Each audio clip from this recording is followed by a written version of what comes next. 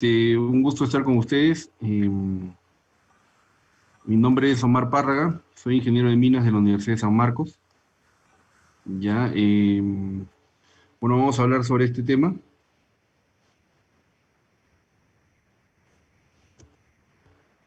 Introducción. La caída de rocas o planchones se produce cuando por diversas razones una parte de la masa rocosa queda desestabilizada y por la acción de la fuerza de gravedad esta masa se desploma repentinamente, ¿no? La menor o mayor gravedad de las consecuencias de este planchoneo dependen únicamente de la previsión o las medidas de control.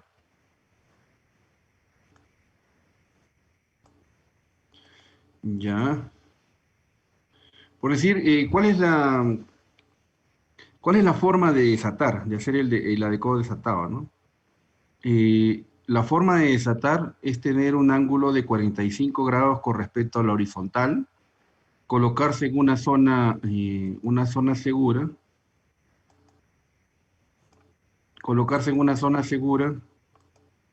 ya, y hacer este trabajo de desate entre dos personas, ¿no? Nunca se hace este trabajo con una sola persona, ¿no? Se hace entre dos personas para tener una adecuada iluminación y poder tener un control sobre la zona donde se va a hacer el desate, ¿no? ¿Por qué? Porque, por favor, confitrión, ¿dónde está? Sí, dígame. ¿Puedes hacerme el favor de hacer ingresar a las personas? Porque estoy avanzando con la diapositiva y siguen ingresando gente, ¿no? Así que, Ah, no, sí, normal, se les está admitiendo conforme van ya, porque avanzando, se les ya, está admitiendo. 4:40, 45, 40. Ya no vas a dejar admitir a nadie, por favor, ¿ya? Porque ya ¿Listo? molesta la pantalla, Listo. ¿ya? Ok, gracias. Entonces, el, el ángulo con respecto a la horizontal tiene que ser mínimamente de 45 grados. Esta persona que está acá debe colocarse en una zona segura, porque si esta zona está desestabilizada, podría generar un accidente con la persona que está haciendo este trabajo. ¿Ya? Ahora veamos algunos conceptos. Botaderos, estructuras de material apilado a manera de montones. Desprendimiento de rocas, cualquier colapso de un volumen de rocas accionado por la gravedad. Excavación subterránea, cualquier forma o modalidad de excavación de material rocoso. La excavación subterránea puede ser excavación subterránea horizontal como excavación subterránea vertical.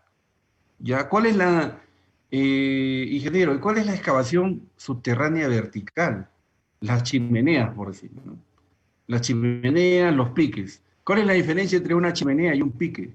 La diferencia sustancial es que la chimenea es una excavación vertical que va desde la parte inferior, desde el nivel inferior hacia el nivel superior, ¿no? Esa es una chimenea, ¿no? ¿Y qué es un pique? Un pique es una excavación vertical que va desde el nivel superior hacia el nivel inferior, ¿no?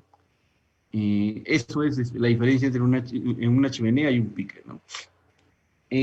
Omar, ¿y se puede hacer desate y se puede hacer sostenimiento de excavaciones verticales? Claro, ya hay una tecnología. Se puede colocar incluso shotcrete en chimeneas de ventilación con raiseboard. Ya hay una tecnología que se está comenzando a aplicar, ¿no? Justo un amigo mío había puesto un video en, en Facebook, creo, o en LinkedIn, había puesto un video referente al lanzado de shotcrete de una chimenea raiseboard en Chungar, porque él trabaja en ventilación. Y entonces y yo comencé a preguntarle y me dijo que sí, ¿no? Que ya estaba comenzando a aplicar esa tecnología, ¿no? Que me parece formidable, ¿no? Porque ya hay cosas que no eran tan comunes de hacer, ¿no? No eran tan comunes de hacer, pero ahora ya se ven como más normales, ¿no? Y me parece excelente, ¿no? ¿Qué más? Macizo rocoso, medio discontinuo de la roca intacta más las discontinuidades, ¿no? Riesgo, producto de la posibilidad y la consecuencia de ocurrencia de un evento, ¿no? Roca, material natural resistente, consolidado que ha de ser removido por la voladura, ¿no? Que es lo ideal, ¿no? Que sea removido por la voladura, ¿no? Talud, inclinación o pendiente de un terreno que queda al excavar. Factores geológicos. Factores que contribuyen a la caída de rocas. Factores geológicos se relacionan directamente a las características del macizo rocoso, ¿no? Tipo de roca que puede ser, recuerden, las rocas en forma general pueden ser rocas ígneas, rocas sedimentarias o rocas metamórficas. Las ígneas pueden ser intrusivas o pueden ser extrusivas. Eso es conforme en la clasificación general, ¿no? De las rocas, ¿no? Pero cuando vamos a la mina, nos damos cuenta que las minas tienen una clasificación geomecánica, ¿no? En base a una cartilla geomecánica, ¿no? Y esa cartilla geomecánica a partir de qué va, ¿no? A partir de las clasificaciones geomecánicas de Wieniawski, Barton, incluso en algunos casos aplican Palstrom, ¿no? Palstrom es bueno, y yo les cuento una cosa, estas personas que suenan en nuestra cabeza, cuando nosotros hablamos de clasificaciones geomecánicas, no son tan lejanos, ¿no? Han llegado al Perú, ¿no? Barton ha estado en Olmos, ¿no? Viendo el estallido de rocas en el túnel de Olmos, ¿no? Palstrom estuvo en Cheves, ¿no? Otro proyecto hidroeléctrico donde habían 20 kilómetros de túneles, ¿no? ¿Quién es Palstrom? Ustedes dirán. Es el del RMI, ¿no? El Rock Mass Index, ¿no? Índice de masa rocosa. Ya, bueno, a Barton sí lo conocen por el Q de Barton, y Wieniawski también ha estado en el Perú, ¿no? Aunque ya falleció hace 2, 3 años, ha fallecido Wieniawski, ¿no? Entonces, en base a la clasificación geomecánica de Wieniawski, que es la más común, la más conocida, es lo que hacen las cartillas geomecánicas, ¿no? Y lo aterrizan de acuerdo a cada realidad de cada mina, ¿no? Entonces, ahí podemos ver el tipo de roca, ¿no? En algunos casos podría ser, lo más general que he visto yo, es roca 1, roca 2, roca 3A, roca 3B, roca 4A, 4B, roca 5. Roca 5 ya es suelo, ¿no? ¿Y cómo es la clasificación más o menos? Es roca 1 es pernos puntuales. Roca 2 ya es pernos sistemáticos, ¿no? De acuerdo a una malla, ¿no? 4, 3, de acuerdo a 4, de ahí un espacio 3, de ahí 5, de ahí 4, dependiendo, ¿no? Roca 3 ya es pernos y malla, ¿no? 3A, 3B ya es pernos y malla más chocre, ¿no? Encima, ¿no? En 4 ya es cimbra, ¿no? Ya hay una cimbra que puede ser con plancha canalada o puede ser encostillado de madera, ¿no? Con cribbing o cribaje, y ya pero con una distancia de 1 o 2 metros, ¿no? Entre cimbra y cimbra, ¿no? Y en el 4B, ya la cimbra, por decirte, se van reduciendo, ¿no? Se van reduciendo, ya no habrá una distancia entre cimbra y cimbra de 1 metro, sino serán no sé, 20 centímetros o medio centímetro, o 50 centímetros, ¿no? Medio metro, ¿no? Y en roca 5, ¿qué es lo que se hace? Lo que se hace ya es poner la cimbra una a continuación de otro, y se pone ya marchabantes de riel, porque prácticamente es un derrumbe, y tienes que hacer un lanzado de shotcrete sobre el núcleo o sobre el frente, ¿no? Entonces, ¿para qué? Y pones los marchabantes de riel como si fueran un techo, para que la gente pueda trabajar y ganar un espacio, ¿no? Ir ganando un espacio, ir ganando espacio, hasta que cruces el derrumbe, ¿no?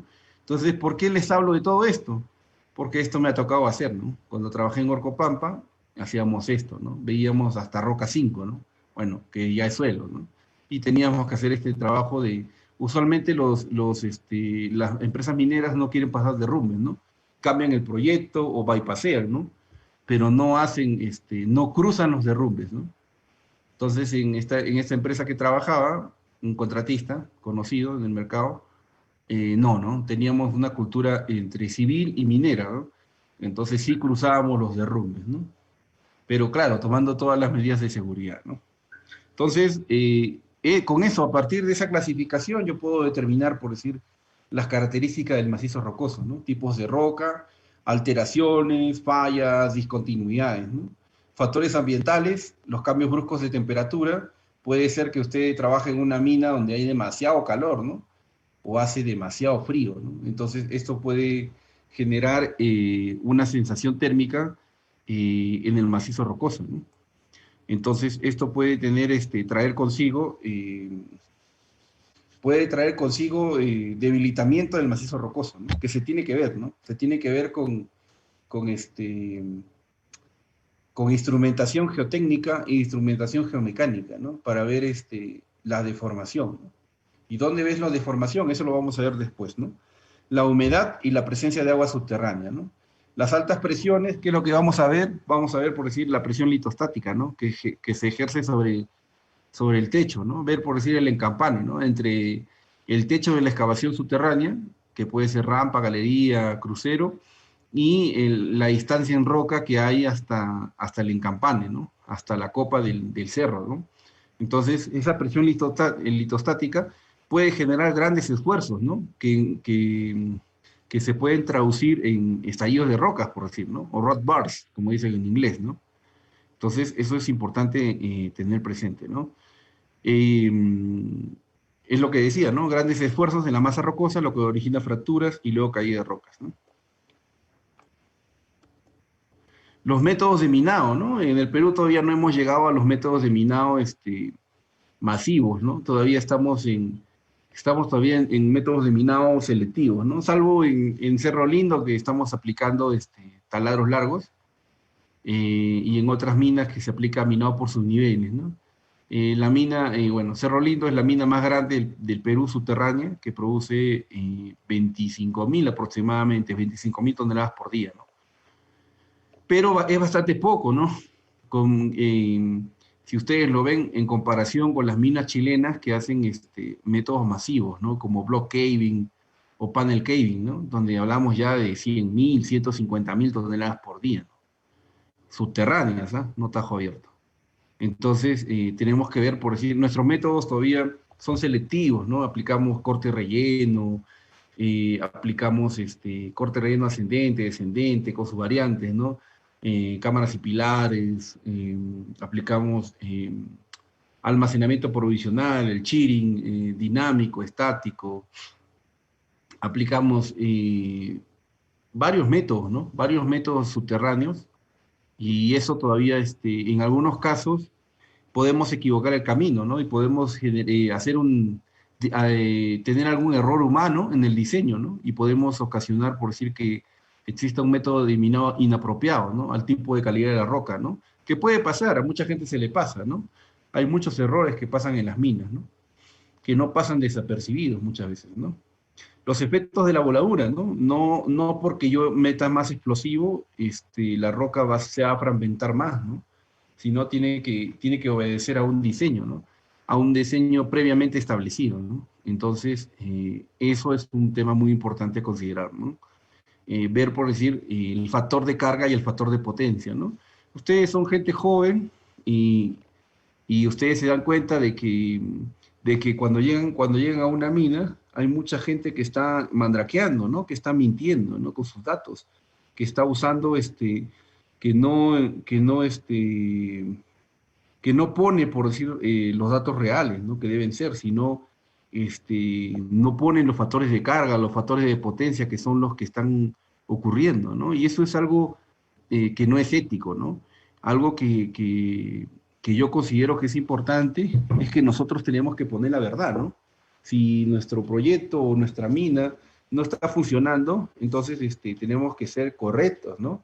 Correctos para difundir la información, ¿no? No podemos entrar en esa eterna mentira, ¿no? De encubrir información para, para salir positivos, ¿no? Vamos a decirlo así, ¿no? O ser más productivos, ¿no? Eso no es algo correcto, ¿no? La perforación deficiente también, ¿no? No conservar el paralelismo de los taladros contribuye a formar cuñas que pueden desprenderse, ¿no? Y que incluso se pueden simular, ¿no? Se pueden simular, por decir, en algunos software, geomecánicos de Rock Science, el DIPS, el FACE 2, el FLAC, hay varios, el Language, hay varios software geomecánicos, ¿no? Para ver, por decir, simular, por decir, la caída de rocas o de las cuñas, ¿no? Tipos de terreno, terrenos compactos, no se presentan planos de debilidad o rajadura, se le conoce como terreno duro o firme, que pueden ser ígneos, ¿no? Ígneos intrusivos o extrusivos, ¿no? Granitos, andesitas, monzonitas, ¿no? Terrenos fracturados presentan planos paralelos, discontinuos o estratificados, ¿no? Terrenos quebrados, aquel que presenta dos o más sistemas entrecruzados, ¿no? El terreno molido, formado por fragmentos gruesos o finos, ¿no? Terreno arcilloso, constituido por rocas plásticas, ¿no? El desatado de rocas, técnica por la cual se detectan las rocas sueltas en las cajas y se hace caer con una barretilla, ¿no? Y esto también ha ido cambiando, ¿no? Hace 15 años atrás la minería se hacía de otra manera, ¿no? Usted iba, por decir, a una inducción a una mina. Primero que la inducción duraba una vida, ¿no? No duraba 2 días, como dice ahora el 024, ¿no? Con su modificatorio de 023, ¿no? La inducción, por decir, para contarles un poco, la inducción que yo llevé en Orcopampa el 2007, que ya es bastantes años, ya, duró 9 días, ¿ya? Después me fui a otra mina, a Skycruz, la inducción duraba 7 días, así, o sea, dependiendo del lugar donde se les ocurría, ¿no? Las inducciones eran larguísimas, larguísimas, larguísimas, ¿ya? Duraba una vida, ¿ya? Entonces, te decían, ¿no? ¿Qué es lo que debías hacer? Aplicabas, por decir, vamos a poner un corte relleno, perforación, voladura, limpieza, ¿ya? Y en lugar de limpiar, limpiabas hasta una parte, ¿no? Pero antes de limpiar tenías que regar, hacer una plataforma con el scoop y hacerle un piso para que las personas pudieran subir sobre ese piso, ¿ya? Y ganar altura para desatar. Eso, hace 15 años atrás, o 13 años atrás, era algo normal. Ahora, en estos tiempos, eso ya no es permitido. ¿Por qué? Porque ya se trata de evitar la exposición de las personas. ¿Qué es lo que se usa ahora?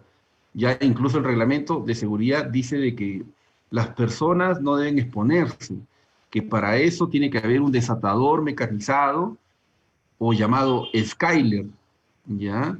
Para secciones de 4x4 a más, de 4 metros de altura a más.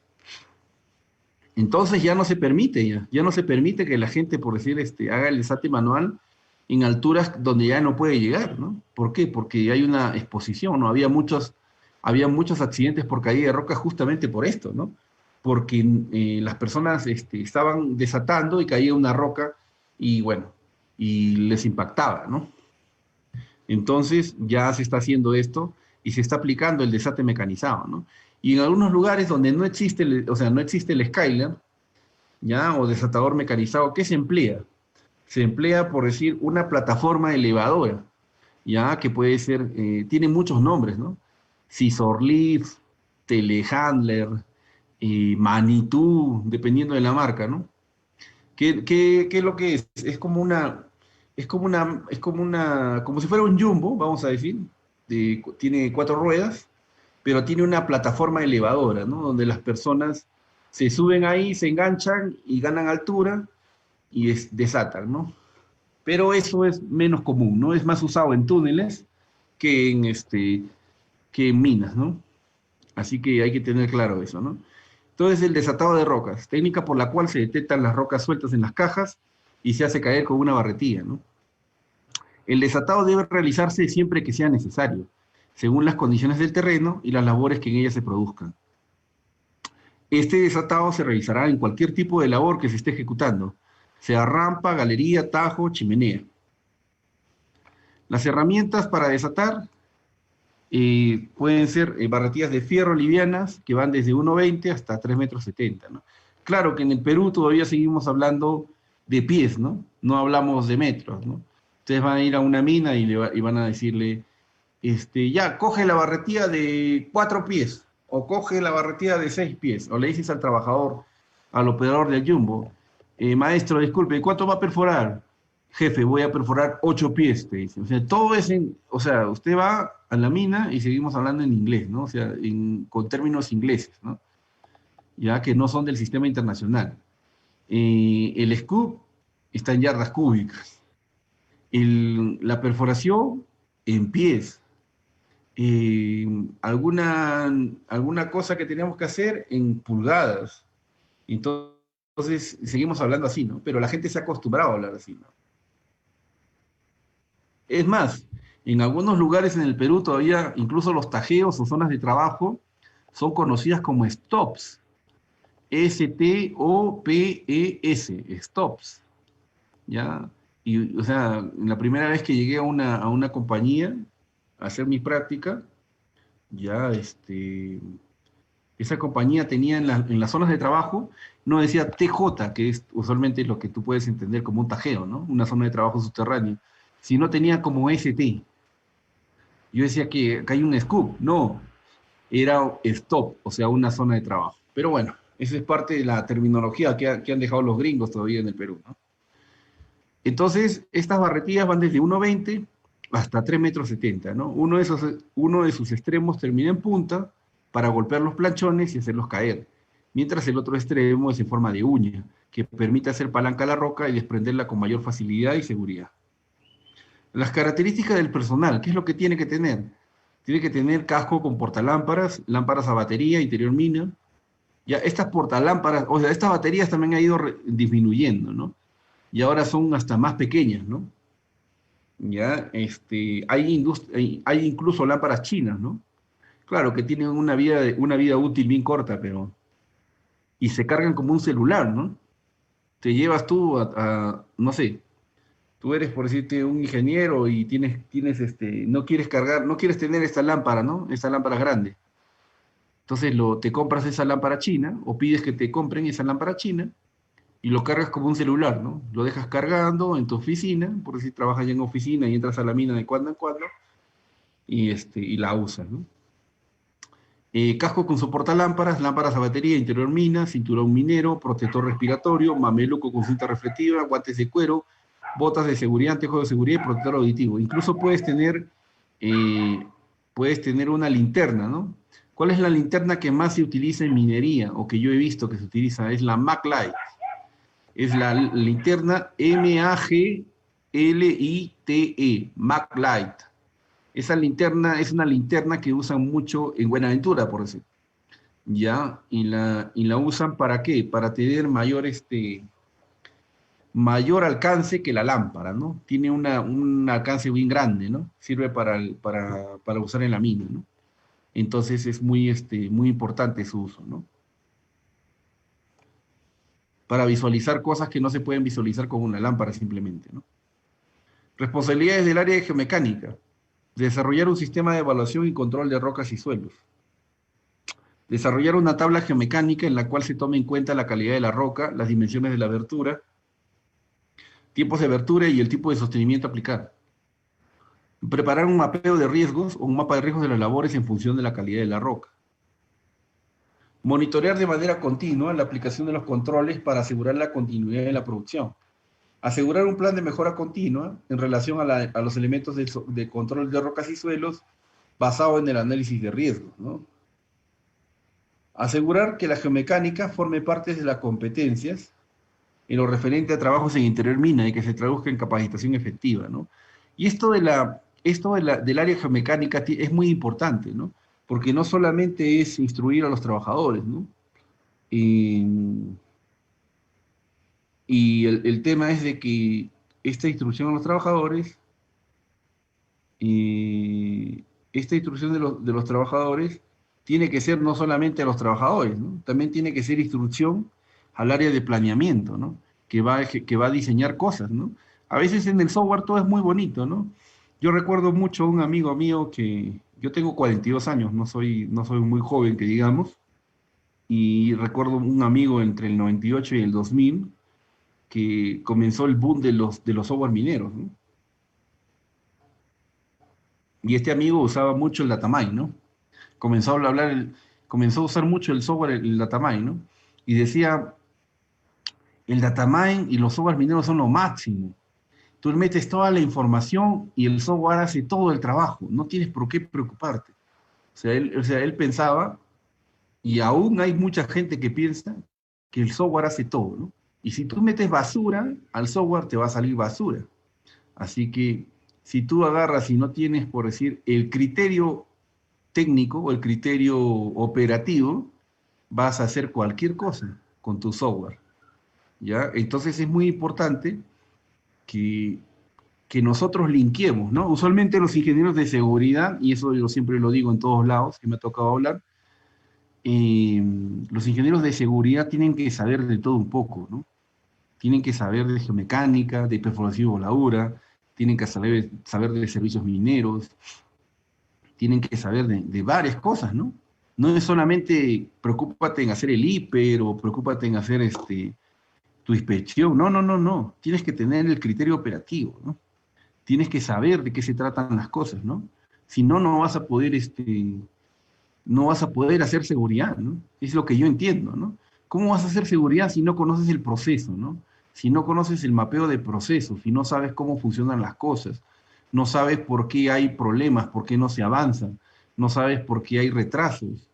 Entonces no puedes saber, por decir, no puedes dar una solución, no puedes sugerir una solución, ¿ya? Entonces, esto de acá es importante, ¿no? Que la geomecánica forme parte de las competencias en lo referente a los trabajos de interior mina, ¿no? Y que se traduzca en capacitación efectiva a todo nivel, ¿no? No solamente hacia los trabajadores, sino a todo nivel, ¿no?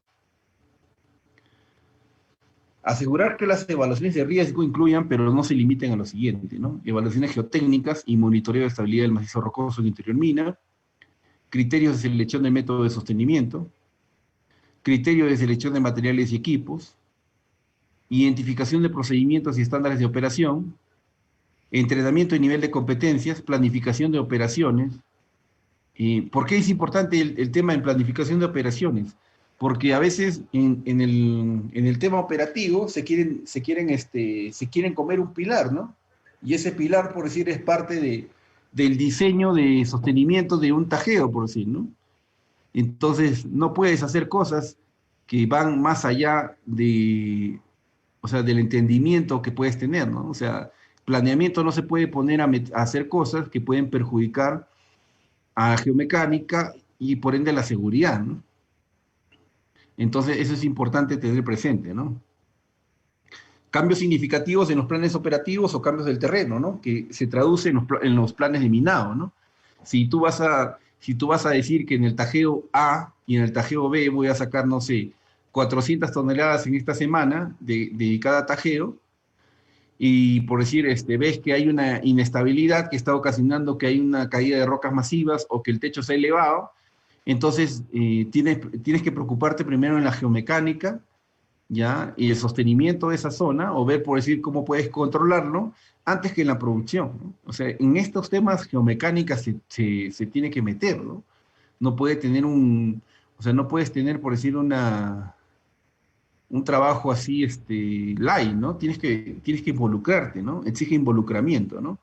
Igualmente, en el caso de los materiales y equipos, hay una palabra en la mina que se llama forecast, F-O-R-E-C de casa, A-S-T, ¿no? Forecast. ¿Y qué significa forecast? Me van a escuchar mucho. Y hay otra palabra también, budget, que es B grande U-D-G-E-T. ¿Qué es budget? Budget es presupuesto. ¿Qué es forecast? Aprovisionamiento. Entonces, ¿qué es lo que vas a hacer tú? Por decir, tú eres el área de geomecánica. Tienes, vamos a poner, tienes 1.200.000 soles de presupuesto en el año. ¿Y para qué es ese presupuesto? Ese presupuesto está en tu centro de costos. Entonces, lo que tú vas a hacer en tu forecast es comprar, por decirte, ver, por decir, cuáles son las actividades o cosas que vas a comprar. Hay unos que son fijos, por decir, vas a tener cuántos pernos vas a comprar, cuántos pernos split set, suelets, pernos, mallas electrosoldadas, todo eso lo vas a tener en tu almacén. Y tú le vas a dar a los contratistas, le vas a dar ese perno, ese suelet, esa malla, para que ellos retiren con un vale. Entonces yo a los contratistas le van a descontar eso, ¿no? Le van a descontar y solamente va a ser su mano de obra.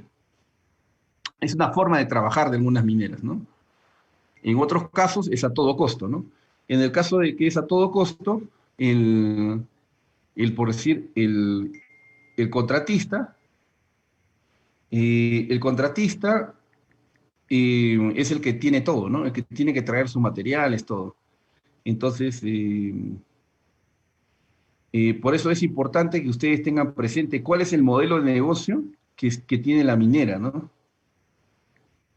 Porque en base a eso, nosotros veremos, por decir,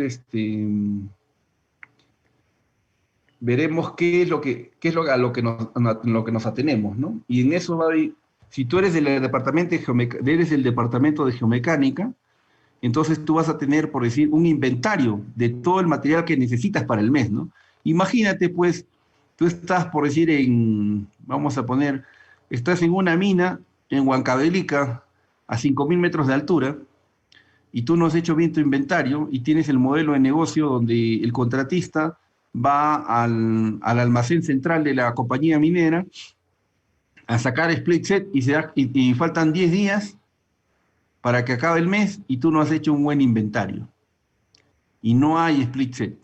¿Qué vas a hacer? Pues, escucha, se te van a ir encima, ¿no? Por no haber hecho un buen trabajo de previsión, ¿no? Entonces es importante tener este criterio de selección de materiales y equipos, ¿no? ¿Dónde vas a salir a comprar split set, ¿no? En el medio de la Puna, a 5.000 metros de altura, en Huancavelica, ¿no?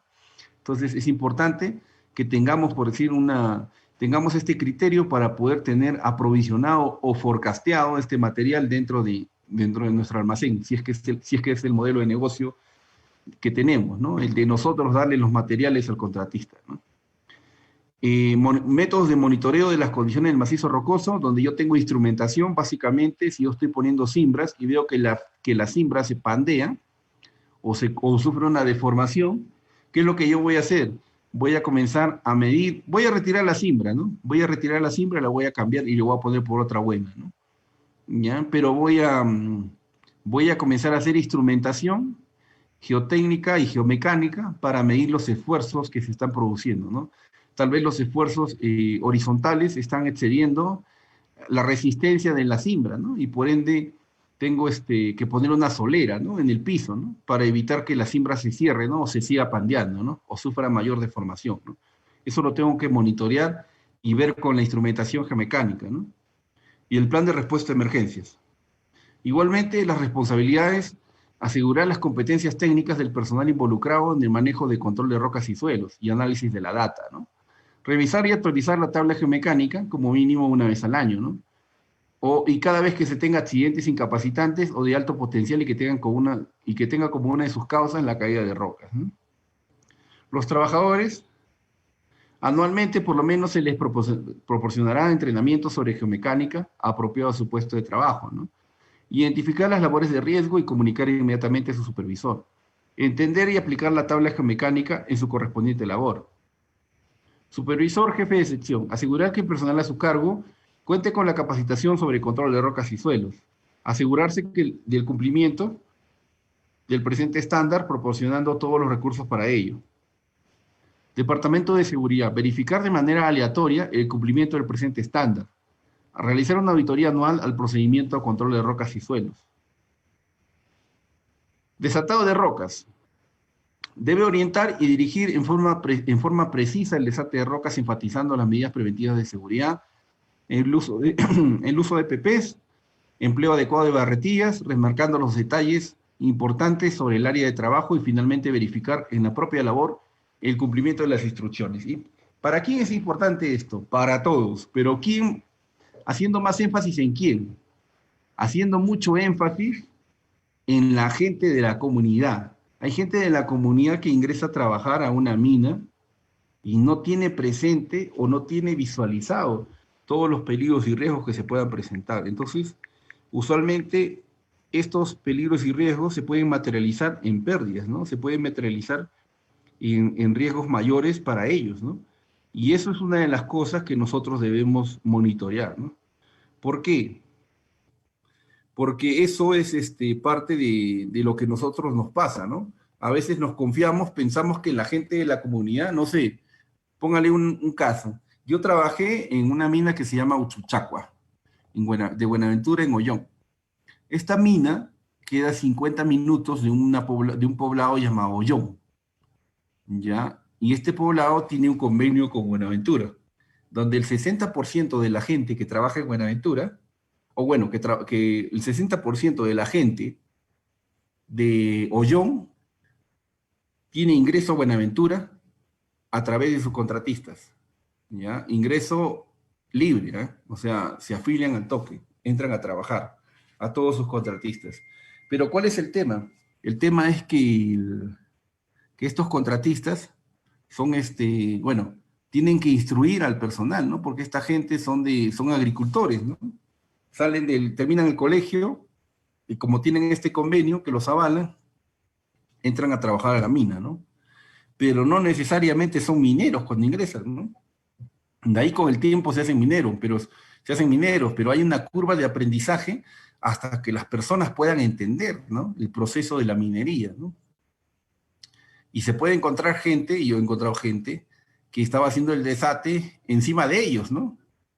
Entonces, ¿por qué? Por desconocimiento, por falta de instrucción, por falta de habilidades, ¿no? Para poder afrontar esto, ¿no? Entonces, la compañía minera vio por conveniente generar un programa de entrenamiento de competencias de mina, ¿no? Para gente de la comunidad que ingresa recién, ¿no?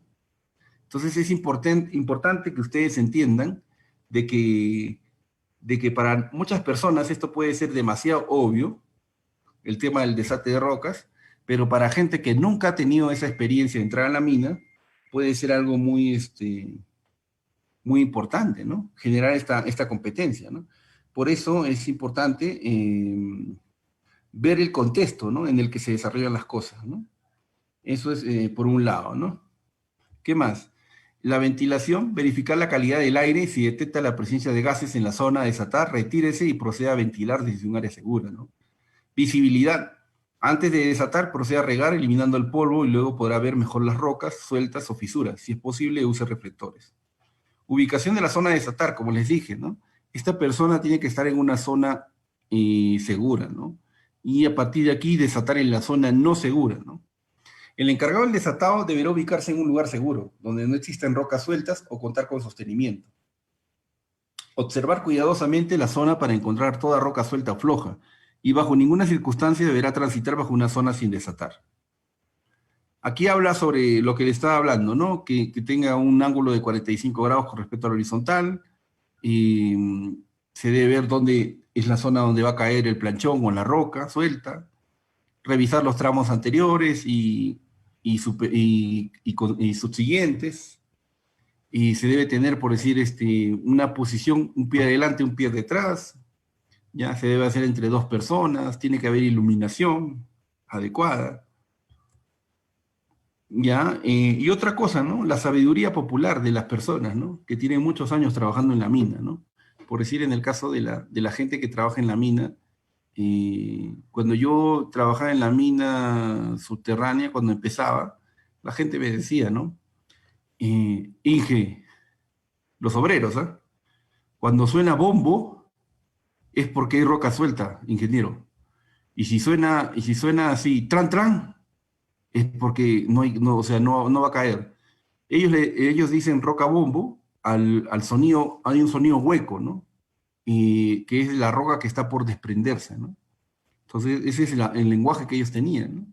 Entonces, y es como suena, ¿no? Boom, boom, boom. Cuando usted comienza a ser desatado, manual, suena como boom, boom, boom, ¿no? Y el sonido metálico es tran, tran, tran, ¿no? Entonces, eso es un poco de la sabiduría popular, ¿no? Que hay que aprender a escuchar a las personas, ¿no? Eso es muy importante, ¿no? Hay mucha gente que no escucha a las personas, ¿no? Y esto sí es importante. Yo lo considero importante, ¿no? La gente siempre tiene algo que decir, ¿no? Y tiene buenas ideas, ¿no? Desatar el techo dejándolo tan liso y estable como sea posible. El trabajo ordenado y sistemático evitará accidentes. El sonido hueco es el que puede generar caída de rocas, ¿no? Y esos sonidos metálicos, la roca es firme, ¿no? En caso un planchón no pueda ser desprendido, informa el supervisor, se puede aplicar explosivos, voladura secundaria, desquinche, muchas cosas se pueden aplicar, ¿no? Si ingresa a una labor que ha sido paralizada y que debe reanudarse, ubique las posibles rocas sueltas y proceda a desatarlas, ¿no? Esté concentrado en su trabajo, escuche los crujidos y chispeo de rocas, ¿no? Desatados especiales, ¿no? Podemos usar barretillas largas, y lo que les dije, ¿no? Podemos usar las plataformas elevadoras como el Manitou, el Manleaf, el Telehandler, y también podemos usar los desatadores mecanizados, ¿no? Como el Skyler, ¿no? El desatado múltiple, esto es básicamente cuando se hace en campañas de caída de rocas, ¿no? Yo hago campañas de caída de rocas usualmente ¿dónde? En lugares donde el factor de seguridad es bastante alto, ¿no? Y donde hay alto tránsito de equipos, materiales, donde entra el presidente de la compañía, el vicepresidente. ¿Cuál es? La rampa de ingreso, ¿no? Esa rampa de ingreso tiene que ser, o sea, no tiene que haber nunca rocas sueltas, ¿no? Si bien es cierto, tiene un factor de seguridad muy alto, pero debido a los altos esfuerzos puede generarse inestabilidad, ¿no? Entonces se tiene que hacer campaña de desate de rocas en las rampas principales, por decir, ¿no? En las zonas de ingreso a la mina, ¿no? Desatado en terreno muy suelto, debe realizarse por lo menos por 2 trabajadores en forma alternada, ¿no? Desatado en piques. La labor se debe realizar desde la parte superior. El trabajador debe de ubicarse por encima del punto que va a desatar, debiendo de portar los implementos de seguridad necesarios, principalmente el arnés y la línea de vida, ¿no? ¿Qué más? En el caso de estándares, contar con los respectivos procedimientos y estándares de trabajo, ¿no? Los instrumentos instalados para el monitoreo se deberán revisar a intervalos regulares y registrarse la información. Realizar el monitoreo de las fallas o desplazamiento de taludes o rocas y registrarse en la información. Tener especificaciones sobre los métodos de minado que aseguren la estabilidad y el mantenimiento de las coronas axiales y pisos. Igualmente, el plan de acciones correctivas para el retiro del material suelto o no consolidado en áreas donde el desprendimiento de rocas constituye un peligro, ¿no? Igualmente, ver las inspecciones del control de rocas y suelos, que es un procedimiento y un estándar, ¿no? Puede ser un estándar o puede ser un procedimiento. Igualmente, tenemos que meternos a los temas, por decir, a los temas técnicos, ¿no? Ver, en el caso de estabilidad de taludes, establecer procedimientos para manejar los peligros y riesgos del desprendimiento, ¿no? Caída o reventación de rocas en las labores de interior mina. Podemos ver características estructurales, resistencias al cizallamiento, causas de desestabilización de taludes, modos de rotura, evidencias de movimiento, medidas de control y remediación, ¿no? En el caso de construcción de botaderos, configuración de un botadero, que es ver los planos de ingeniería, altura, volumen, ángulo, grados de confinamiento y fundación del talud, condiciones de fundación, competente, intermedio y débil, propiedades de los materiales, métodos de construcción, pisometría y condiciones de descarga, que es para lo que es hidrogeología, ratio de descarga, sísmica y estabilidad química, dinámica, ¿no? Igualmente en el diseño de mina, ¿no? Analizarlos, si usted es de seguridad, igualmente tiene que analizarlo, ¿no? No crea que solamente seguridad es ver peligros y riesgos y llenar el hiper, ¿no? También tiene que involucrarse en estos temas operativos, ¿no?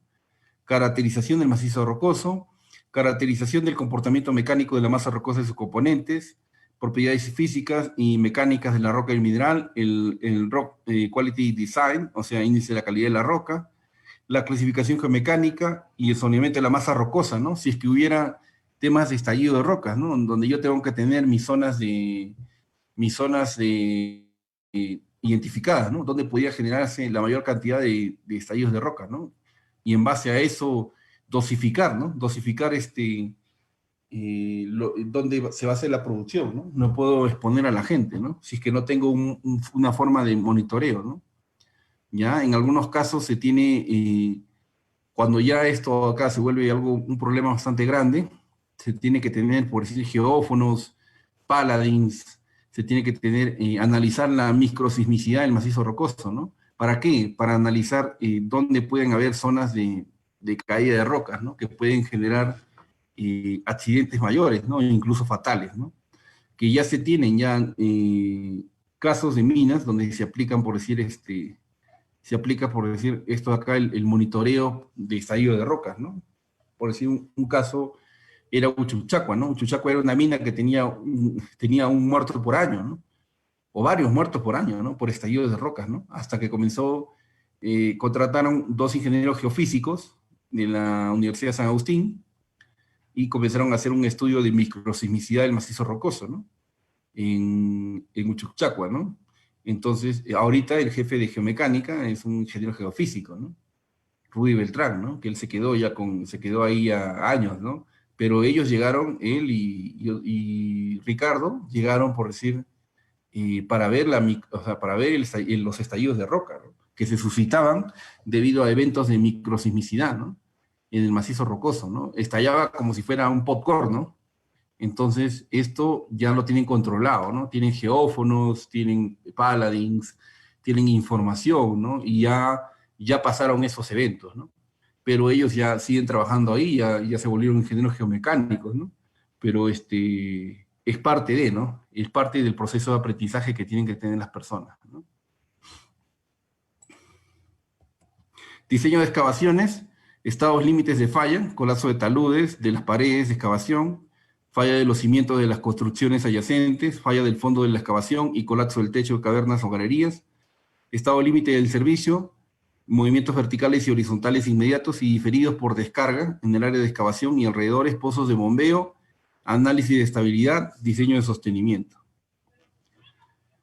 Igualmente, prevención de 3 de cada 10 accidentes en interior minas son por caída de rocas, ¿no? La caída de rocas ocurre por diferentes razones. Parte de la roca queda floja, por su mismo peso, por vibraciones, ¿no? Lo que ya vimos, ¿no? Geológicos, tipos de roca, alteraciones, fallas, discontinuidades ambientales, cambio brusco de temperatura, altas presiones, métodos de minado, falta de desate de roca, ¿no? Igualmente, el desatado mecanizado, el desatado manual. ¿Qué es el minado sin explosivos? Es un equipo para un minador continuo, o el topo que le dicen, es un equipo para cortar roca, ¿no? Usualmente esto se emplea para tunelería, ¿no?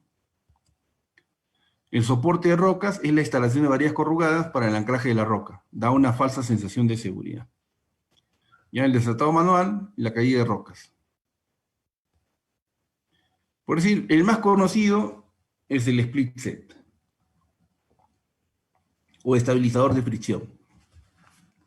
¿Qué es? Es un perno de fricción que se hace el hueco o el taladro e ingresa por fricción. Los pernos de fricción se basan en el contacto en toda la longitud entre el perno y la roca para brindar el soporte requerido, ¿no?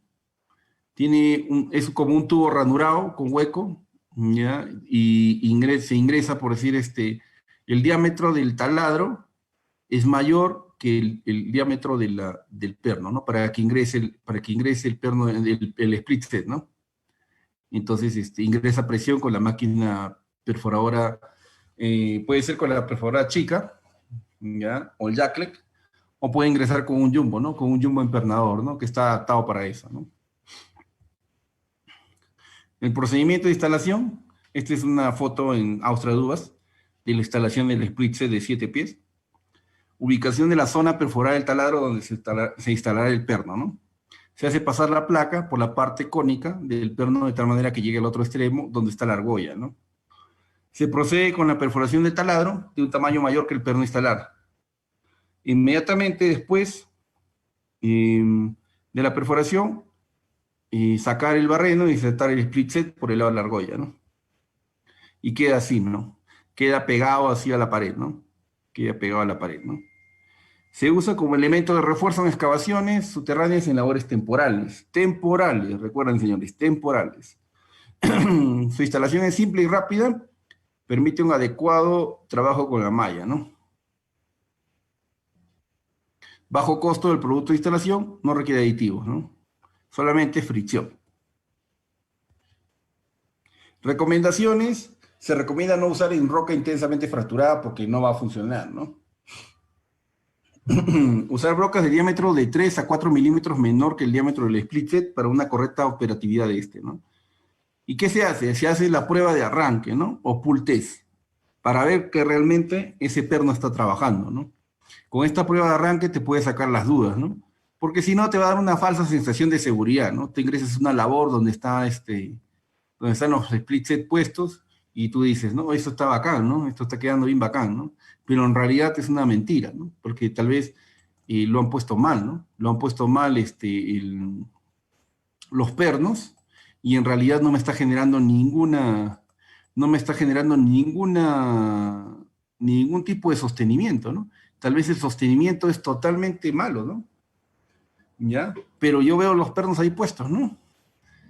Y esa es una de las cosas que han cambiado, ¿no? En el reglamento en el 024 se hablaba del 20% de control de calidad de las pruebas, ¿no?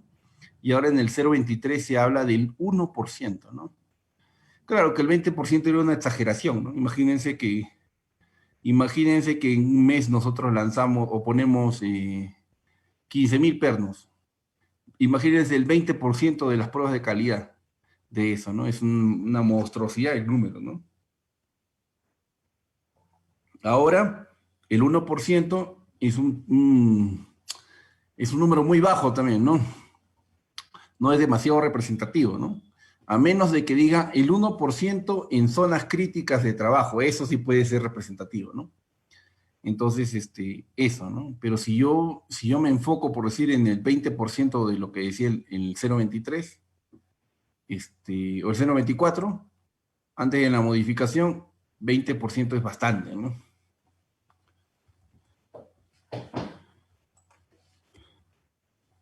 Otro es el perno helicoidal, ¿no? ¿Qué es el perno helicoidal? Es una barra de acero tipo fierro de construcción con un extremo biselado que es confinado dentro del taladro, ¿no? Por medio de cemento en cartuchos o inyectados, resina en cartuchos o resina y cemento, ¿no? El anclaje entre la vara y la roca es proporcionado a lo largo de la longitud completa del elemento de refuerzo, ¿no?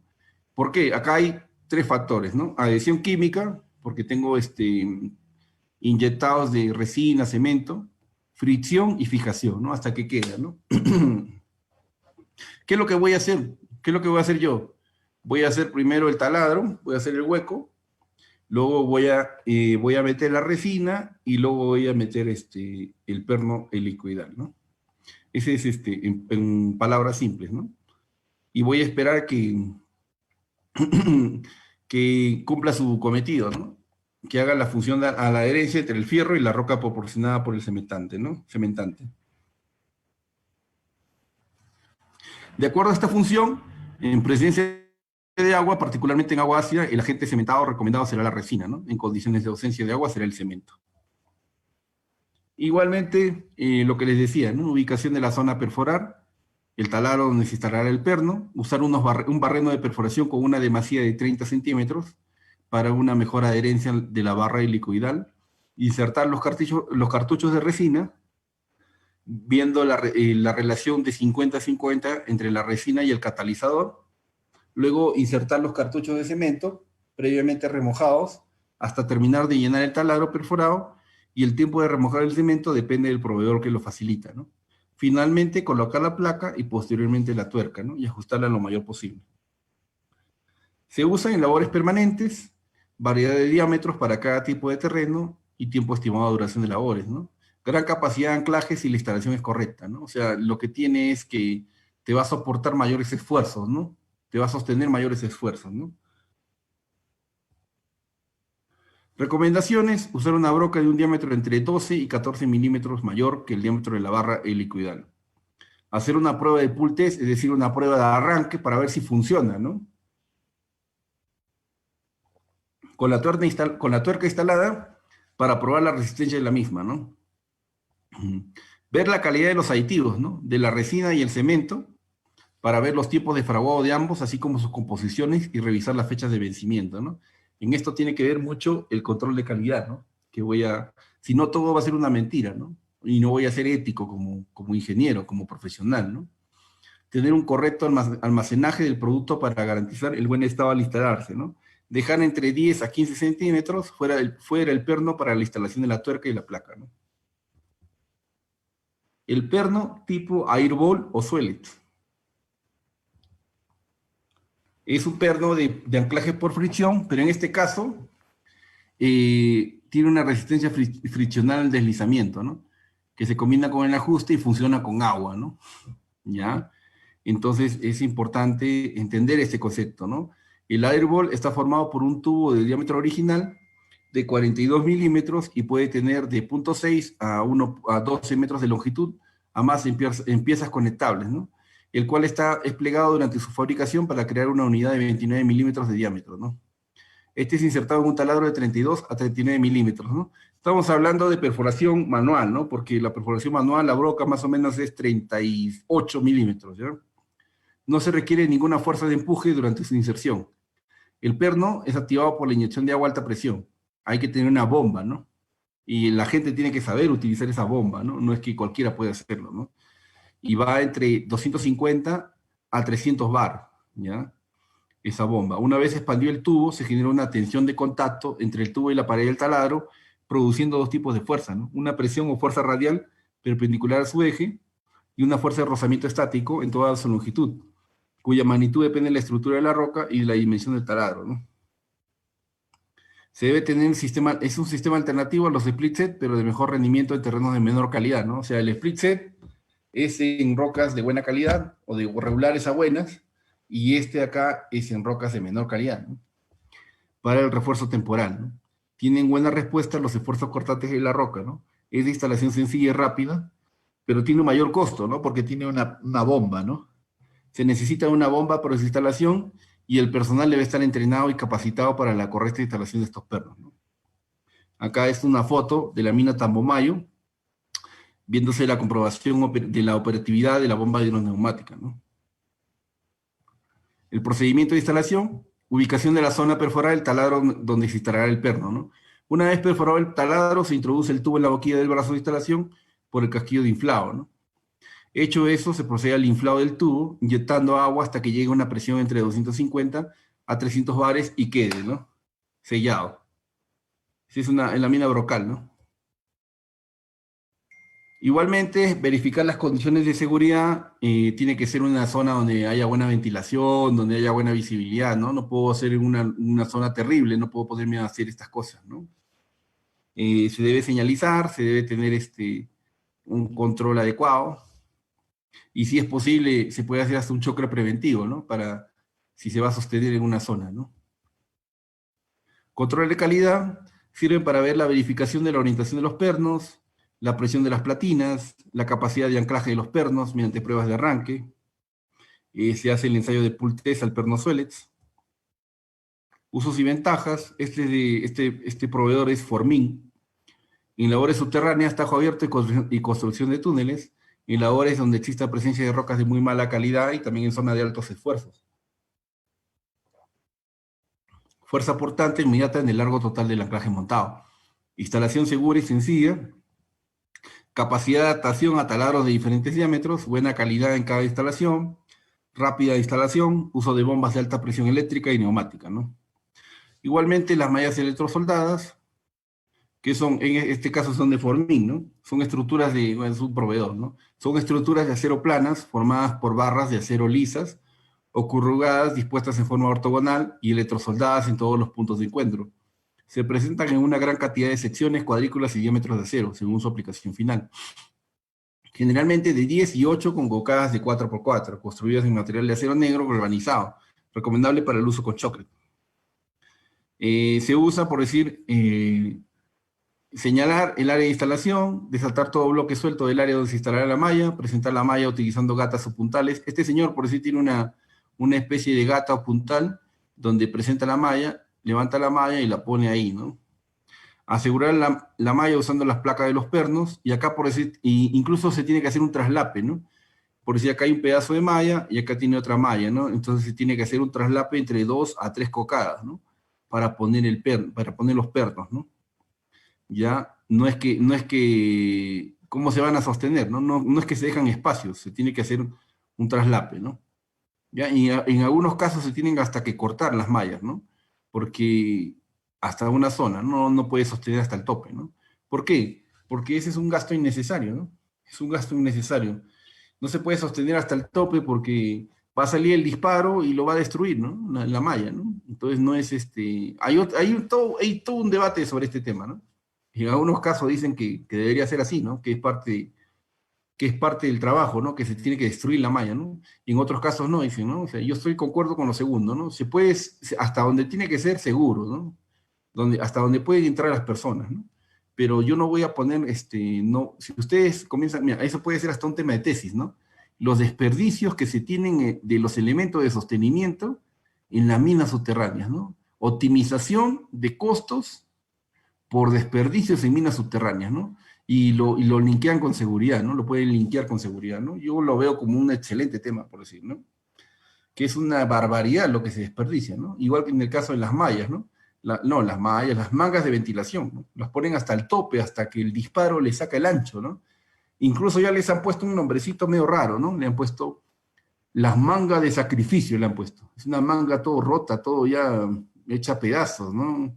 Destruida totalmente, ¿no? Pero que la ponen al final, ¿no? Para que ya, y esa manga hasta que muera esa manga, ¿no?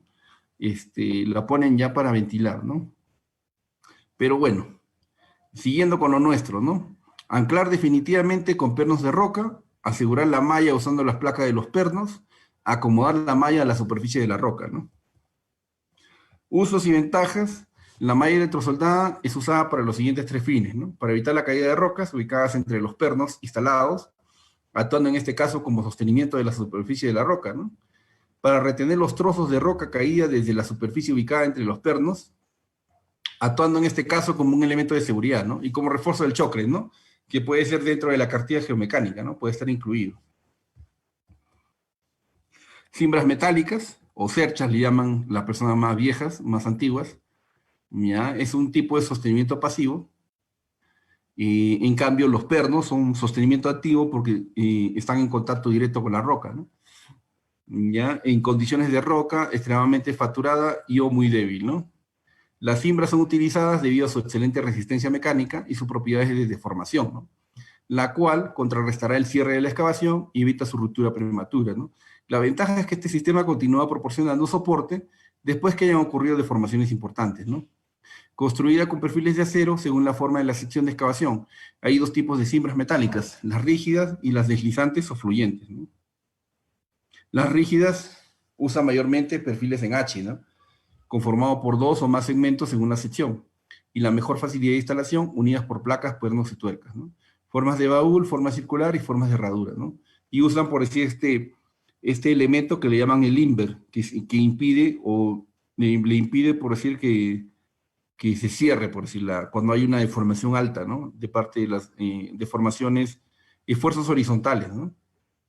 Que pueden incidir sobre la cimbra, ¿no? Impide que se cierre, ¿no? Las deslizantes o fluyentes usan perfiles en U o en omega, conformadas usualmente por tres segmentos, ¿no? Que se deslizan entre sí, sujetados y ajustados con uniones de tornillos. Esto por decir, aquí se puede ver, ¿no? Estas son con plancha canalada, y en este caso son con encostillados de madera, ¿no? Ya, por decir, ya es un sostenimiento tipo 4, 4A. O, no, 4A, no, 4B no parece, 4A, acá se ve roca todavía. Entonces, los accesorios para este sistema de sostenimiento son los tirantes o distanciadores, que son estos. ¿Ya? Estos de acá son los tirantes o distanciadores, los cuales en su mayoría son fabricados en fierro corrugado de diámetro de 1 pulgada. El encostillado puede ser con planchas acanaladas, como esto de acá, que van soldadas al elemento de sostenimiento de la cimbra, o tablas de madera, ¿no? Que en este caso son el encostillado de madera, ¿no? Y acá se le ponen unas bolsas que le llaman bolsacretos, que pueden ir con tierra, con piedras, con lo que ustedes quieran, ¿ya? De tal manera que genere un efecto de cribaje y no haya haga el cribbing, ¿no? Entre la superficie rocosa, hasta arriba, ¿ya? De los hastiales y la corona, ¿no? Para que no haya espacios vacíos, ¿no? La instalación, esto ya, mira, esto es lo que le dije, mira, acá parece que ya es una roca, es una roca 4B ya, o sí, casi 5. Acá, por decir, usan marchabantes de riel para generar un efecto de techo, ¿no? Para que yo vaya ganando un espacio y vaya, por decir, vaya ganando espacio para poner una cimbra y ir avanzando, ¿no? Echar chocret y avanzar, ¿no? Se debe considerar algunos aspectos, ¿no? En el tema de las cargas, es preferible que el soporte se instale lo antes posible, ¿no? Pues cualquier retraso se traduce en aumento de la presión en el techo, ¿no? Para iniciar la colocación de un tramo con cimbras, se debe proceder a asegurar el techo, lo cual se podrá realizar mediante la colocación de choque temporal o marchabantes necesarios, ¿no? Que son estos marchabantes que pueden ser de madera, como en este caso, o pueden ser de riel, ¿no? Dependiendo lo que tengas a la mano, ¿no? Todas las cimbras deben ser correctamente apoyadas y sujetas al piso, ¿no? Debiendo mantener su verticalidad, ¿no? El bloqueo de las cimbras contra las paredes es necesario para una buena distribución de esfuerzos, ¿no? Es importante realizar la instalación de las cimbras de una en una, ¿no? El control de calidad se tiene que ver el paralelismo de los elementos y la inspección de los elementos de unión, ¿no? Placas de empalme, ¿no? Las recomendaciones finales, respecto a todo lo que hemos hablado hoy día, es preguntar al supervisor acerca de las condiciones geológicas del área en que se va a trabajar. Realizar un regado cuidadoso para poder identificar las grietas y fisuras. Equiparse con barretillas adecuadas a la altura de la labor que va a desatar. Mantener la barretilla separada de su cuerpo, ya que ésta podría lesionarlo.